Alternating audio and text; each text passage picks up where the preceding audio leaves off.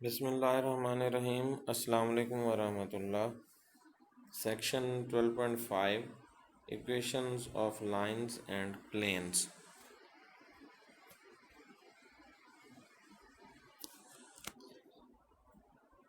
A line in the xy plane is determined when a point on the line and the direction of the line, um, that is its slope or angle of inclination, are given.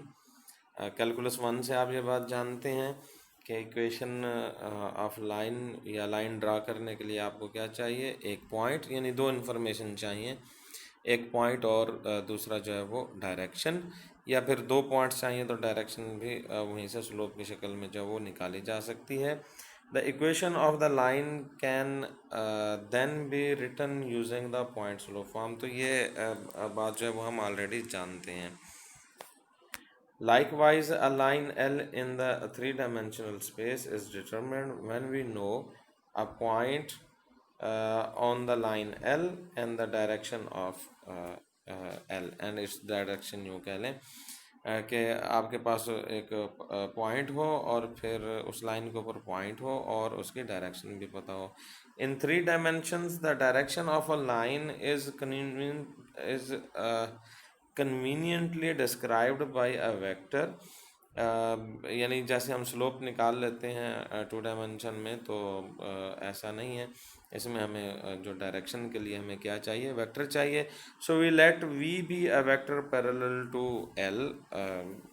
एक हमें उसके लिए consider कर लिया एक vector v जो कि parallel है एल के। Let P x y z be an arbitrary point on the line L, and let r naught and r be the position vector of p naught and p, that is they have representation op naught and op। ये जो अब इसने consider किए हैं कुछ चीज़ें, ये इस फिगर के हवाले से हैं। इसको मैं एक्सप्लेन कर देता हूँ। वो कहता है कि ये एक लाइन L है, ये जो ब्लैक कलर में आपको ये नज़र आ रही है, और इसकी हम इक्वेशन जो है वो फाइंड करना चाहते हैं। तो वो कहता है कि इसके लिए आपके पास क्या होना चाहिए। सबसे पहले तो आपके पास एक पॉइंट होना चाहिए जिसके जो जिसको उसने पी नॉट का नाम दिया है, और एक और पॉइंट है जिसको उसने पी का नाम दिया है। अब ये जो पी नॉट और पी हैं, इनके जो पोजीशन वेक्टर हैं उनको उसने डिफ़ाइन कर दिया है आर नॉट, और उसको कलर दे दिया रेड वाला। और दूसरा जो पॉइंट पी है इसका पोजीशन वेक्टर बनाया। पोजीशन वेक्टर से क्या मुराद है कि पॉइंट की पोजीशन ओरिजिन के हिसाब से, तो ओरिजिन को ज्वाइन कर दिया है पॉइंट के साथ और फिर उसका वेक्टर बना लिया, तो उसको पोजीशन वेक्टर कह दिया है। तो दूसरे को आर जो है वो कह दिया है। और अब ये जो दो पॉइंट्स हैं पी नॉट और पी, इन दोनों को जो ज्वाइन कर रहा है उसको भी एक वेक्टर का नाम दे दिया, और वो है ए। यानी ए जो है वो कहाँ से कहाँ तक है, पी नॉट, ये जो पॉइंट पी नॉट है यहाँ से लेके आगे जो पॉइंट पी है यहाँ तक, ये वेक्टर इसको ए का नाम दे दिया, जो कि लाई कर रहा है इस लाइन एल के ऊपर। जो लाइन है वो तो पूरी लाइन है, कहीं से आ रही है कहीं जा रही है, और दरमियान में जो पोर्शन है उसको वेक्टर ए का नाम दे दिया। अब वो कहते हैं कि this line is parallel to if, ये जो वेक्टर वी है ये एक वेक्टर डिफ़ाइन किया है या फाइंड किया है या डिसाइड किया है, जो भी आप इसको कह लें, कि ये एक वेक्टर है जो कि पैरेलल टू है द लाइन एल। तो अगर हमारे पास क्या हो, हमारे पास ये जो एक पॉइंट हमारे पास हो पी, और दूसरा जो है वो पी नॉट है, और अगर हमारे पास किसी तरह से डायरेक्शन वी हमें मिल जाती है, तो फिर हम इस लाइन की इक्वेशन 3D में फाइंड कर सकते हैं। तो इसी को एक्सप्लेन किया है फिगर में। जो कुछ मैंने अभी बताया है, थोड़ी सी बात आगे ए के हवाले से कर रहा है, वो भी मैंने बता दिया। If A is a vector with representation P naught P as in figure 1, then the triangle law for the vector addition gives that R is equal to R naught plus A, तो ये आप head to tell rule जो आपने उसमें पढ़ा हुआ है, पहले से हमने इसको देख लिया है कि आर नाट आपके पास वेक्टर है और फिर ए आपके पास वेक्टर है। तो इसको जब आप ऐड करेंगे तो this will be equal to r. So equation की शक्ल में अगर आप लिखना चाहते हैं अब इस बात को, तो आप लिखेंगे कि r is equal to r naught plus a. But since A and we are parallel vectors, अब हमें ए की डायरेक्शन चाहिए ना, यहाँ पे हमें डायरेक्शन का पता नहीं है। ये तो बज़ाहिर हमने वैसे बना लिया ना कि लाइन के ऊपर वेक्टर बना लिया, उसका जो है वो हमने नाम ए रख दिया है। तो ये तो ग्राफ में बना हुआ है, लेकिन हमें इसका जो डायरेक्शन है वो पता नहीं है। डायरेक्शन के लिए हमें अलग से वेक्टर वी चाहिए। तो अब इस हवाले से वो बात कर रहा है कि if v is parallel to a, since a and v are parallel, इसको यूँ लिख सकते हैं हम कि a वेक्टर के पैरेलल जो है वो a वेक्टर कह लें या लाइन l कह लें, एक ही बात है, क्योंकि जो a वेक्टर है वो क्या है, लाइन l का ही कुछ हिस्सा है। तो फिर अब यहाँ पे फिर क्या बात बनेगी, वो कहता है but since A and we are parallel, या फिर यूँ कह लें कि v is a vector parallel to A, या v जो है वो वेक्टर है जो कि डायरेक्शन डिटरमिन कर रहा है a की या लाइन l की। There is a scalar t such that a is equal to t v. तो ये बात भी आप जानते हैं कि अगर दो वेक्टर्स पैरेलल हैं तो वो एक दूसरे के जो है वो कॉम्बिनेशन में लिखे जा सकते हैं। यानी आपके पास एक वेक्टर ए है और दूसरा वेक्टर बी है और ये दोनों पैरेलल हैं, तो पैरेलल होने का फिर सिर्फ एक ही बाकी पीछे रह जाएगा कि उनकी जो मैग्नीट्यूड है वो डिफरेंट है। डायरेक्शन सेम है, मैग्नीट्यूड डिफरेंट है। तो मैग्नीट्यूड भी सेम करने के लिए फिर क्या करना होगा, तो फिर ये है कि ज़ाहिर है उसका वेट डाल के उसको बैलेंस कर दें। फॉर एग्ज़ाम्पल ए जो है वो वी का आधा है, तो फिर ए वी का आधा है, यानी वी को हाफ करें तो ए आता है। तो आप यहाँ पे ये लगा दें, वी को हाफ कर दें तो ए आता है, तो अब यहाँ पे इक्वालिटी आ जाएगी। तो ये जो बैलेंसिंग वैल्यू है, इसको चूँकि ये फिक्स अब हम नहीं कर रहे तो इसको नाम दे दिया है टी का। तो ये हाफ है, वन थर्ड है, वन फोर्थ है, जो भी है उसको ज़ाहिर है इक्वेशन बनाने के लिए वो वैल्यू यहाँ पे डालनी होगी, तो उसको एज अ पैरामीटर ले लिया और उसका नाम क्या रख दिया, टी रख दिया। So A is equal to then T V. ये सिर्फ उस सूरत में बात लिख सकते हैं जब ए और वी जो है वो क्या हैं, पैरेलल हैं। तो फिर ऊपर अभी ये जो लिखा हुआ है R is equal to R naught plus A, तो ए की जगह पे टी वी लिख दें, तो ये ए की जगह पे टी वी लिख दिया गया है। Which is a vector equation of L, each value of the parameter t gives the position vector of R।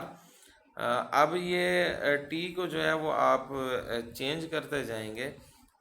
ये फिगर जो 1 थी इस हवाले से ये बात कर रहा है कि अगर आप t जो पैरामीटर है उसकी वैल्यू को चेंज करते जाएंगे तो ये जो पोजीशन है p पॉइंट, ये जो है ये चेंज होता जाएगा, यानी इसके साथ ड्राइव होगा। एक्चुअली क्या होगा, आर चेंज होता जाएगा। ज़ाहिर है पी और आर एक ही चीज़ है, पी पॉइंट है और आर उसका जो है वो पोजीशन वेक्टर है। पी चेंज हो जाएगा तो आर भी ज़ाहिर है चेंज हो जाएगा, पी कहीं और चला जाएगा तो आर भी चेंज हो जाएगा, पी इधर आ जाएगा तो आर भी चेंज हो जाएगा। और यही चीज़ उसने नीचे भी एक ग्राफ में ये बात यही दिखाई है कि आर नाट आपका जो है वो पी नाट का पोजीशन वेक्टर है, और बाकी आगे आप जो है वो टी की वैल्यू चेंज करते जाएंगे, टी की वैल्यू चेंज करते जाएंगे तो आपका जो पोजीशन वेक्टर है वो चेंज होता जाएगा। तो टी पॉजिटिव होगा और बड़ा होता जाएगा तो वेक्टर जो है वो आगे बढ़ता जाएगा, नेगेटिव होगा तो दूसरी तरफ भी आ सकता है। और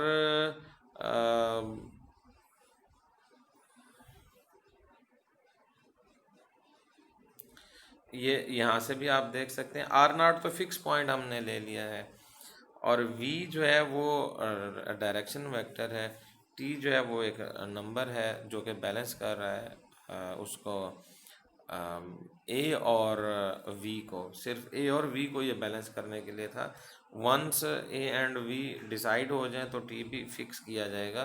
तो फिर जो आर है इस सूरत में आर नॉट भी फिक्स है, टी भी फिक्स है, तो फिर आर जो है वो सिर्फ वी के ऊपर डिपेंडेंट रह जाएगा। आप वी को चेंज करते जाएंगे तो आपके पास जो आर है वो चेंज होता जाएगा। अब इन दो बातों को जो है वो कंफ्यूज नहीं करना, मिक्स नहीं करना कि आप एक तरफ टी को वेरिएबल ले रहे हैं पैरामीटर और यहाँ पे आप वी को कह रहे हैं। तो ये जो टी है ये बैलेंस करने के लिए था ए और वी को, इक्वलिटी जो है वो लाने के लिए था। वंस इसको आप इक्वल कर लेते हैं तो फिर टी की वैल्यू फिक्स हो जाती है। जैसे अभी मैंने कहा है कि A is equal to for example 1/2 V है, तो अब ये जब बैलेंसिंग आ गई है तो अब ये फिक्स हो गया ना, 1/2 है, जब बैलेंस हो गया तो अब ये फिक्स हो गया। अब आगे फर्दर जो इक्वेशन है वो इसमें लेफ़्ट साइड पे आपके पास आर है और राइट साइड पे आपके पास जो भी कुछ है, तो इसमें आर नॉट भी अब फिक्स है और टी भी अभी मैंने वजाहत कर दिया फिक्स है। तो वी चेंज करते जाएंगे तो आपका जो है वो आर चेंज होता जाएगा। एक्चुअली फिर आपका ए भी अकॉर्डिंगली चेंज होगा। दोबारा फिगर में जाएं तो ये देखें, जब आप वी को चेंज करेंगे तो पोजीशन वेक्टर पी चेंज हो, फॉर एग्जांपल वो यहाँ पे आ जाता है। जब वो यहाँ पे आ जाता है तो फिर आपका जो है वो आर भी चेंज हो गया, ये आर बन गया और आपका ए भी चेंज हो गया और टी जो है वो अकॉर्डिंगली एडजस्ट होता रहेगा। बहरहाल ये इस वक्त इक्वेशन जो आपके सामने इक्वेशन नंबर 1 है, this is equation of line in vector form.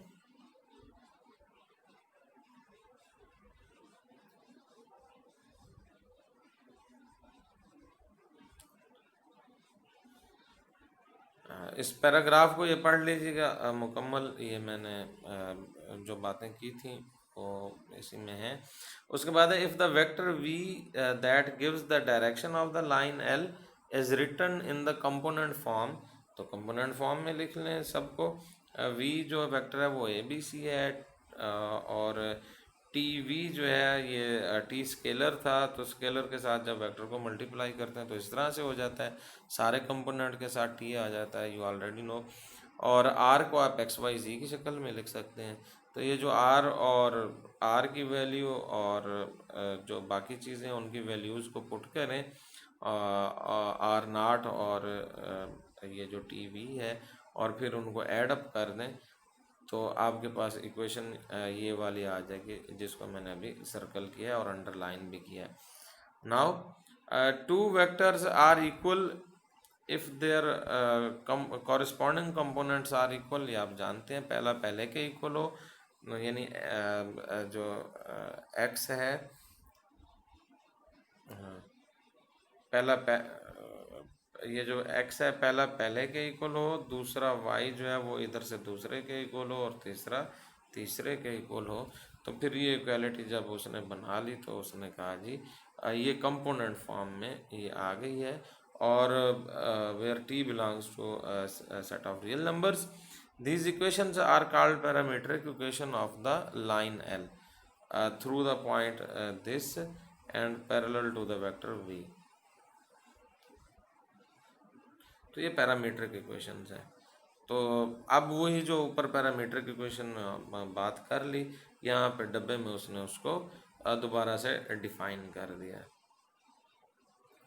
अब एक बात ये आ सकती है कि जी हमें तो डायरेक्शन के लिए वेक्टर वी जो यहाँ पे चाहिए, तो डायरेक्शन के लिए पूरा वेक्टर लिखने की क्या ज़रूरत है, सिर्फ जो है वो यूनिट वेक्टर क्यों ना यूज़ कर लिया जाए। तो यूनिट वेक्टर भी यूज़ किया जा सकता है, इसमें कोई मसला नहीं है। बस डायरेक्शन के लिए पैरेलल वेक्टर होना ज़रूरी है, चाहे वो यूनिट वेक्टर हो या कोई और हो। अभी ये एग्जांपल नंबर 1 है और इसमें उसने डायरेक्शन के लिए यूनिट वेक्टर नहीं दिया है बल्कि एक वेक्टर दे दिया है। एग्जांपल नंबर 1 है find a vector equation and parametric equation for the line L that passes through this point 513 and is parallel to the vector this I plus 4j minus 2k। तो आप इससे खुद से अगर unit vector लेना चाहते हैं वो भी आप ले सकते हैं, इसी को लेना चाहें इसी को ले सकते हैं, इसका स्केलर मल्टीपल लेना चाहें वो भी ले सकते हैं, कोई इसमें मसला नहीं है। स्केलर मल्टीपल से क्या मुराद है, अभी इसको 2 से मल्टीप्लाई कर दें या 1/2 से मल्टीप्लाई कर दें तो वो भी डायरेक्शन उसकी अगेन सेम रहेगी। ये आगे बात आएगी वहाँ पे भी हम इसको देख लेंगे इंशाल्लाह। और बी पार्ट है find 2 other points on the line. तो हियर R0 ये पॉइंट है और इसका पोजीशन वेक्टर बना लें। पोजीशन वेक्टर बन गया और उसके बाद है यानी पोजीशन वेक्टर ही उसने ले लिया डायरेक्टली, क्योंकि पॉइंट का पोजीशन वेक्टर वो वही जो पॉइंट है वही होता है, क्योंकि जो दूसरा पॉइंट है वो ओरिजिन होता है। तो ओरिजिन में से जब वो उसको बनाते हैं वेक्टर तो 0 0 0 कॉरेस्पॉन्डिंग उससे निकल जाते हैं।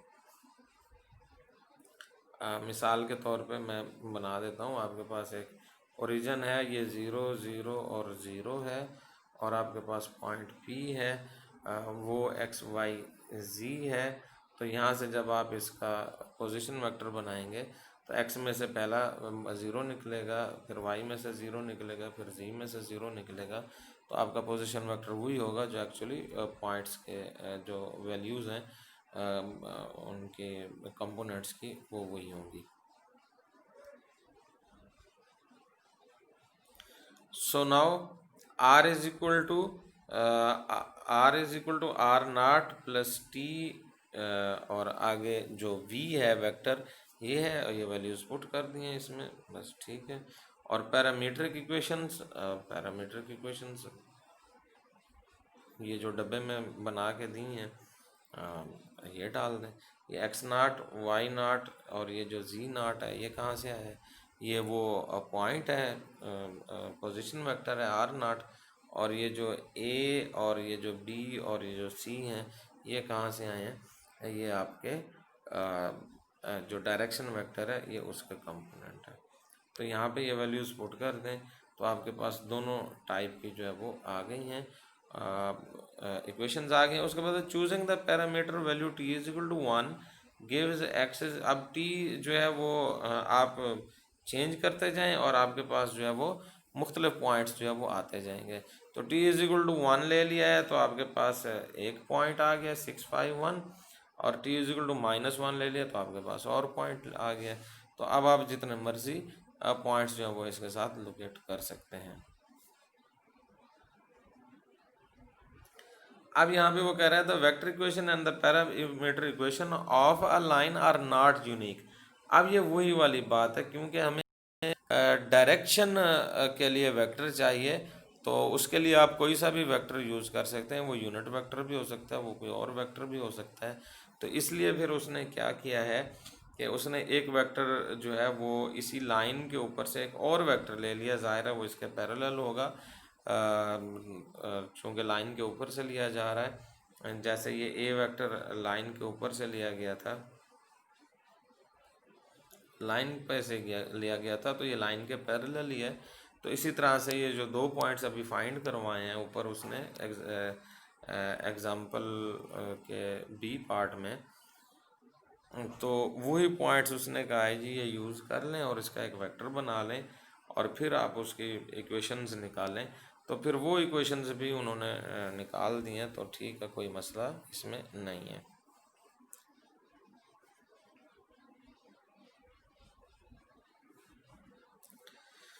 उसके बाद एक और रिप्रेजेंटेशन है लाइन की इक्वेशन की। वो कैसे निकालते हैं, वो ऐसे करते हैं कि ये जो आपके पास इस टाइप में ये जो स्केलर फॉर्म है, सॉरी पैरामीट्रिक फॉर्म है, स्केलर भी कह सकते हैं, पैरामीट्रिक फॉर्म है इक्वेशन की। तो इसमें से टी एलिमिनेट कर दें। तो कैसे टी एलिमिनेट करेंगे, आप पहली इक्वेशन में से टी फाइंड कर लें, दूसरी में से कर लें, तीसरी में से कर लें, ये निकल आए टी। चूँकि ये पैरामीट्रिक सॉरी जनरल फॉर्म में है तो आप इसकी जो जनरल फॉर्म ऊपर बनी हुई थी उसको देखें, ये डब्बे में यहाँ से टी निकाल लें, दूसरी क्वेश्चन से टी निकाल लें, तीसरी से निकाल लें, तो ये क्या कैसी इसकी शक्ल बनेगी, ये वाली शक्ल बनेगी, ये जो इस वक्त सर्कल में बनेगी।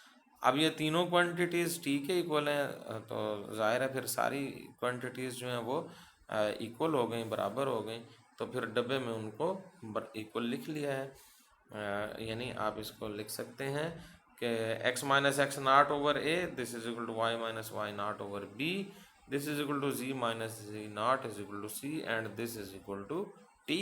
अब ये जो इक्वल टू टी है ये नहीं लिखा हुआ, इसकी ज़रूरत नहीं है क्योंकि टी को हम एलिमिनेट कर दिया हमने। तो ये भी एक फॉर्म है और इस फॉर्म को जो है वो क्या कहते हैं, are called the symmetric equations of the line l. अब इसमें एक बात और कह रहा है कि आपके पास ऐसा हो सकता है कि जो डायरेक्शन वेक्टर था उसका कोई कंपोनेंट जो है वो ज़ीरो हो जाए, फॉर एग्जांपल ए ज़ीरो हो जाए, तो फिर वो कहता है कि यहाँ पे ज़ीरो लिखने की वजह से तो ये नॉट डिफाइंड हो जाना चाहिए, लेकिन वो कहता है कि ऐसा नहीं है, बल्कि उसके लिए हम थोड़ा सा पीछे जाते हैं जहाँ पे ये डिफ़ाइन की गई हैं इक्वेशंस। ये सामने आपके डब्बे में जो है वो नज़र आ रही हैं। तो वो ये कर रहा है अब कि अगर आपके पास ए ज़ीरो है तो यहाँ पे आप ए ज़ीरो डाल दें और लिख दें कि x is equal to x naught, और जो बाकी दो बचे हैं उनमें से जो है वो t को एलिमिनेट कर दें और उसको उसी शक्ल में लिख लें सिमेट्री वाली जो कि पहले लिखी हुई है।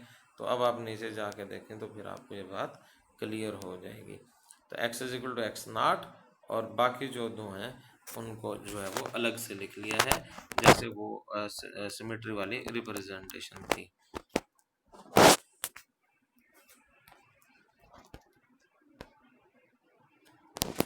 उसके बाद example 2, find parametric equation and symmetric equation of the line that passes through the points A and B. ये दो पॉइंट हैं जिसमें से जो है वो इक्वेशन ऑफ लाइन पास कर रही है। अब हमें क्या चाहिए था, पॉइंट चाहिए था, और दूसरा क्या चाहिए था, वेक्टर चाहिए था, डायरेक्शन वेक्टर। अब उसने ये किया कि दो पॉइंट दे दिए, तो कोई मसला नहीं है, हम दो पॉइंट्स यूज़ करके ज़ाहिर है ये दोनों लाइन के ऊपर हैं, तो फिर ए बी वेक्टर बना लें, वो लाइन के पैरेलल है ज़ाहिर है, तो यही डायरेक्शन वेक्टर बन जाएगा। ये ऐसे ही है जैसे आपको पॉइंट और स्लोप दे दिया जाए टू डायमेंशन में, जैसे आप तो पॉइंट स्लोप फॉर्म में आप निकाल लेते हैं ना, y minus y one is equal to m into x minus x one, तो पॉइंट स्लोप फॉर्म से आप निकाल लेते हैं। या फिर आपको 2 पॉइंट दे दिए जाएं, स्लोप ना बताया जाए, तो फिर स्लोप आपको कैलकुलेट करना पड़ता है। पहले आप कैलकुलेट करेंगे m is equal to y two minus y one over x two minus x one, तो पहले स्लोप कैलकुलेट करते हैं और फिर आप उसको चाहे पॉइंट स्लोप फॉर्म में कर लें या डायरेक्ट 2 पॉइंट फॉर्म भी है उसमें भी आप डाल सकते हैं, वो एक दूसरे से ड्राइव की हुई होती हैं। तो इसी तरह से यहाँ पे भी क्या किया है, डायरेक्शन वेक्टर तो नहीं दिया, पॉइंट्स दो दे दिए, तो बस ठीक है, डायरेक्शन वेक्टर खुद निकाल लें। तो ये डायरेक्शन वेक्टर उन्होंने खुद निकाल लिया है, v इज इक्वल टू ये ए बी वेक्टर है। तो ए बी वेक्टर आपको पता ही है कि v के कॉरेस्पॉन्डिंग जो कंपोनेंट्स हैं उसमें से x के निकाल लें तो वेक्टर आ जाएगा, उसको v का नाम दे दिया, और फिर वही काम जो पीछे हम कर रहे हैं वो ये करके आप इक्वेशन ऑफ लाइन चाहे किसी भी शक्ल में जो भी हैं उनमें आप इसको फाइंड कर सकते हैं, और ये फिर आपने जाहिर है सॉल्व है, ये आपने करना है।